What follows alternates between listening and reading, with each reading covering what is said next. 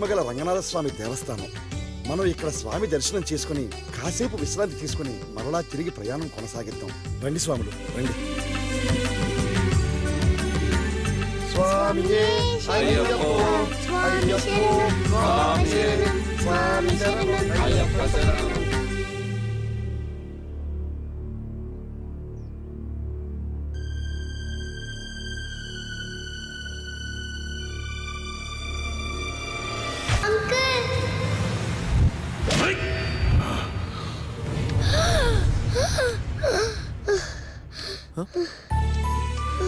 స్వామి, స్వామి, ఏంటి స్వామి భయపడ్డావా?